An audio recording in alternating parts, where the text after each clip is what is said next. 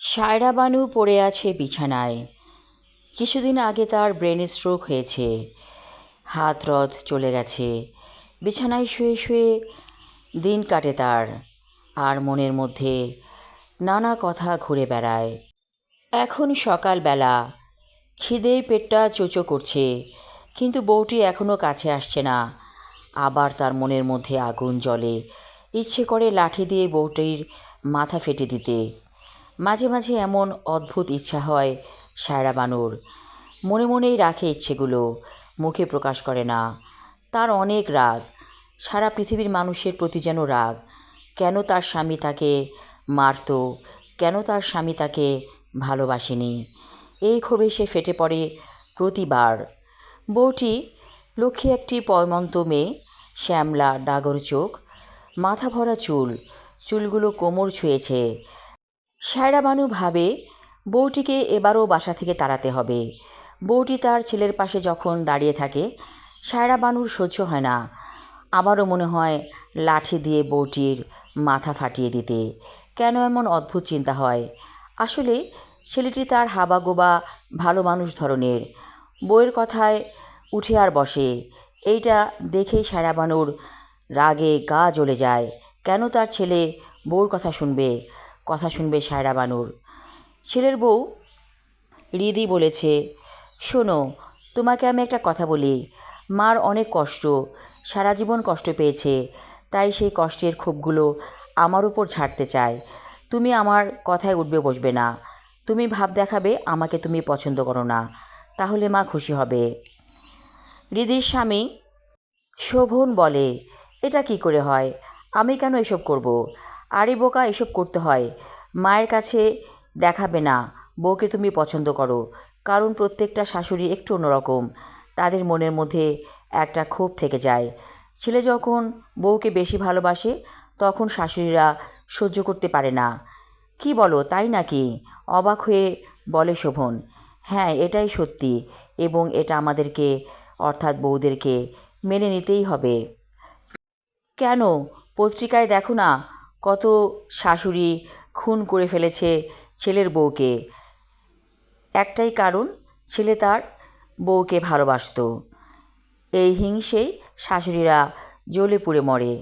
শোভন বলল, আসলে কি জানো, এই সমস্যাগুলো নিম্ন শ্রেণীর মানুষের মধ্যে বেশি। শিক্ষিত সমাজে এসব নেই। আরে আছে, শিক্ষিত সমাজেও আছে। ওরা প্রকাশ করে না, ভেতরে ভেতরে ষড়যন্ত্র করে। একটা বউ তার মা বাবা ভাই বোন সবাইকে ছেড়ে সংসার করতে আসে, এবং শ্বশুরবাড়ির মানুষদের সাথে প্রতিনিয়ত অ্যাডজাস্ট করতে চায়। কিন্তু কে বোঝে, সেই বউটাকে তারা দোষী বানিয়ে ফেলে। আর যদি কোনো দুষ্ট প্রকৃতির ননদ থাকে, তাহলে তো কথাই নেই, এই সংসার একেবারে দোজখ করে ফেলবে সেই ননদ। শোভন বলল, ঠিক আছে, আমি তাহলে তোমার কথা মতোই চলবো। শোভন মায়ের কাছে যায়, যে বলতে থাকে, কি একটা বাজে মেয়েকে আমার ঘাড়ে চড়িয়ে দিয়েছো, বউটাকে আমার ভালো লাগে না। শুনে মা হি হি করে হাসে। তাই বুঝি বাবা? ঠিক আছে, মানিয়ে নিতে হয়। বউটার তো দুটো বাচ্চা হয়ে গেছে, এখন ওকে বিদায় করলে কি হবে? আমাদেরই তো বংশধর। শোভন মনে মনে হাসে। এইবার মায়ের মুখে হাসি ফুটেছে। কিছুক্ষণ আগেও মা তার স্ত্রীর নামে, অর্থাৎ রিদির নামে অনেক কথা বলেছিল। তুমি মানায়া চলবা, বউ খারাপ হইলে কি হইছে? আমরা তো ওরে বিয়া করায় আনছি, আর দুইটা বাচ্চা হয়ে গেছে, এখন যাইব কই? শোভন বলে, মা চা খাবে? হ, খামু তো। তখন শোভন রিদির কাছে যেয়ে বলে, 2 কাপ চা দাও তো। রিদি এসে বলে, মা মা দুধের চা বানাবো নাকি আদা দিয়ে চা বানাবো? সায়রা বানু বউর দিকে তাকায় না, কারণ বউটার দিকে তাকালে আবারও জিদ উঠবে। সে বলে, একটা হইলেই হইল। রিদি চলে আসে। রিদি বুঝতে পারে শাশুড়ি চায় না এখন ছেলের সাথে কথা বলুক রিদি বা শাশুড়ির সাথে, কারণ ছেলে বসে আছে শাশুড়ির রুমে। এই সময়টা একান্তেই ছেলের সাথে কাটাতে চায় সায়রা বানু।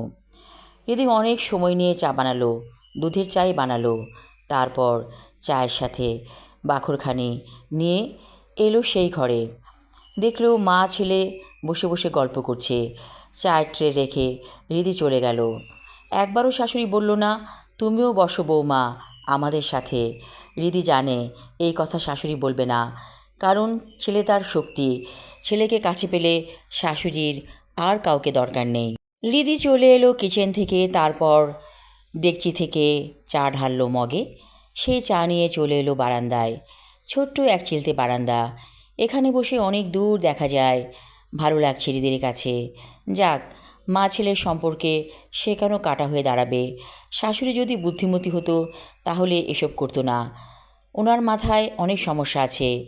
যখন রিদির বিয়ে হয়েছিল এবং বাসর ঘরে এসে শাশুড়ি অনেক চোটপাট দেখিয়েছিল, চিৎকার করে বলেছিল, এইটা আমার সংসার, ভালা হইয়া চলবা, কোনো রকম বেয়াদবি করবা না, আমার পোলারে পাইতে হইলে আমার মন জোগাইতে হইব।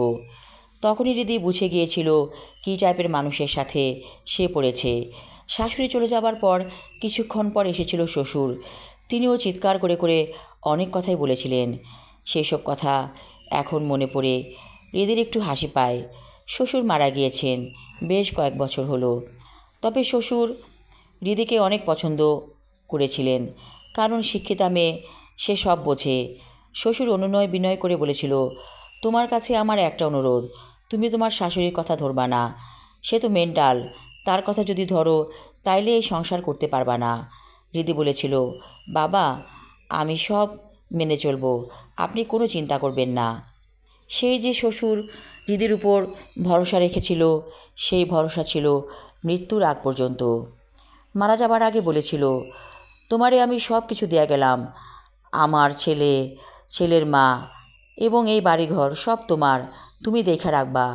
রিদি শ্বশুরকে কথা দিয়েছিল সে সব দেখে রাখবে। কিন্তু পাড়ার মানুষগুলো অনেকভাবে চেয়েছিল রিদির সাথে শাশুড়িকে লাগিয়ে দিতে। ওরা তো অবাক হয়ে বলতো, কি কইরা পারে এই বউ এই শাশুড়ি লইয়া খাইতে। রিদি দেখিয়ে দিয়েছিল মানুষ ইচ্ছে করলে সবই পারে। শাশুড়ির যেহেতু মাথায় সমস্যা আছে, সেটা রিদি ধরবে কেন? ওইটা বাদ দিলে শাশুড়ির আর কোনো দোষ চোখে পড়েনি রিদির। চোখে পড়লেও সেগুলো এড়িয়ে গেছে, কারণ এত দোষ ধরলে তো একত্রে থাকা যাবে না। জয়েন্ট ফ্যামিলি কাকে বলে? সবাইকে মিলেমিশে নিয়ে হাসি খুশিতে থাকা, সুখ দুঃখে পাশে থাকা। হঠাৎ একটি সুন্দর পাখি রিদির একেবারে কাছে এসে ডাকছে। একটা ফুলের গাছে বসেছে পাখিটা, গন্ধরাজ ফুল গাছ। গন্ধরাজ ফুলগুলো অনেকগুলোই মরে গেছে, কিছু তাজা আছে। সেখান থেকে মিষ্টি একটি সুঘ্রাণ আসছে রিদির নাকে। কি মনে করে পাখিটাকে ধরতে চাইল রিদি, এবং পাখিটা যেন ধরা দিয়ে আছে। খপ করে ধরে ফেলল রিদি পাখিটাকে। পাখিটা তীর তীর করে কাঁপছে। কি ব্যাপার, পাখিটা কাঁপছে কেন? অবাক হয়ে রিদি তাকিয়ে থাকে পাখির দিকে। হঠাৎ করে কি ইচ্ছে হলো, চায়ের মগটা পাখির কাছে রাখলো এবং অবাক হয়ে দেখল পাখিটা চুকচুক করে চা খাচ্ছে। রিদির খুব হাসি পেল, পাখি আবার চা খায় নাকি? ইস, কি বোকামিটাই না করলো রিদি। পুরো চাটাই তো নষ্ট হয়ে গেল। পাখিটাকে অন্য একটা বাটিতে চা দিলে ভালো হতো। হঠাৎ রিদি খেয়াল করলো পাখিটার পায়ে কি যেন একটা বাধা। দেখলো একটা সুতো পেঁচানো। তাড়াতাড়ি সুতোটাকে খুলে ফেলল রিদি। পাখিটা উড়ে চলে গেল দূরে, এবং যাবার আগে সে আবার তাকালো রিদির দিকে। রিদি তাকে বলল, গুড বাই, আবার দেখা হবে। অনেক রাতে ঘুম ভেঙে গেল রিদির।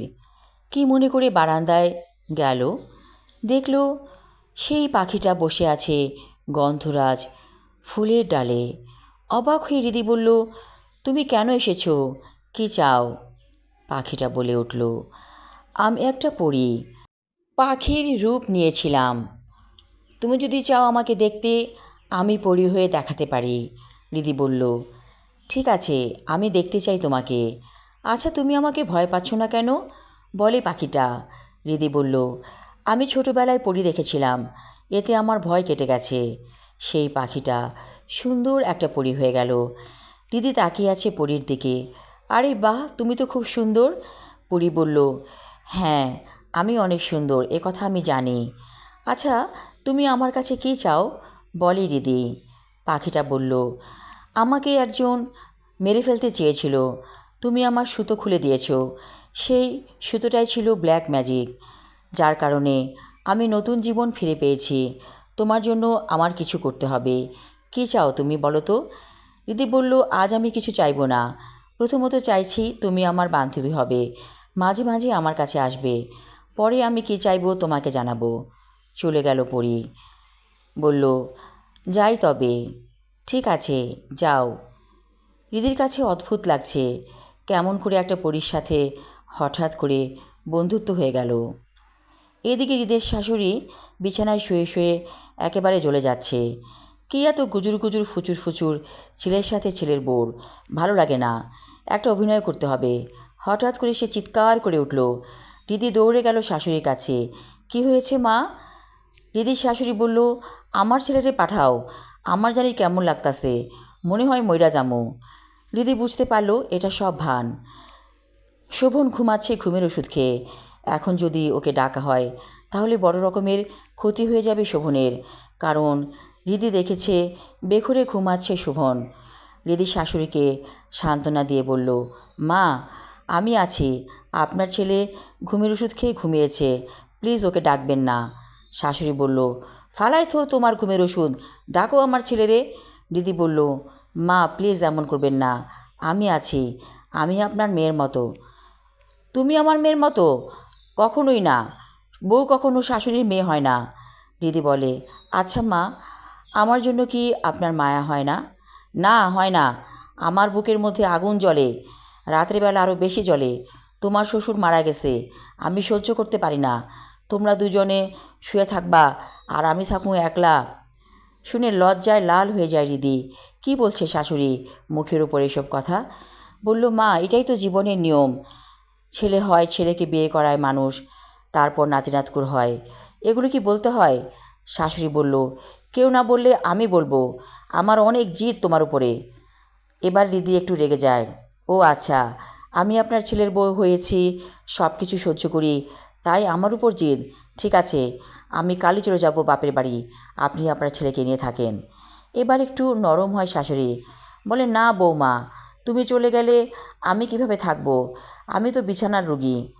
তাহলে বুঝতে পারছেন আপনি কতটা অসহায়? তাহলে এমন ব্যবহার কেন করেন? আজকে আমার জায়গায় অন্য মেয়ে হলে এই সংসার করতো বলেন? তখন একেবারে নরম সুরে শাশুড়ি বলে, না বৌমা, আমি তোমারে চিনছি, তুমি একটি ভালো মেয়ে এবং আল্লাহর ইচ্ছায় তুমি এই বাড়িতে বউ হয়ে আসছো। আমি আর কোনোদিন তোমার সাথে খারাপ ব্যবহার করব না। তবে ওই আগুন জ্বালানো রাতগুলো আমি সহ্য করতে পারি না। ছি মা, এই কথা বলতে নেই। ছেলের বউয়ের সাথে সুসম্পর্ক থাকলে সবচেয়ে বেশি খুশি হবেন আপনি। একটি মেয়ে কী চায়? তার স্বামীর ভালোবাসা, শ্বশুর শাশুড়ির মমতা। আপনিও তো একসময় বউ ছিলেন, ছিলেন না? শাশুড়ি বলে, তা ছিলাম। আসলে কেন জানি এই শাশুড়িদের একটা হিংসাই থেকে যায় বউদের প্রতি।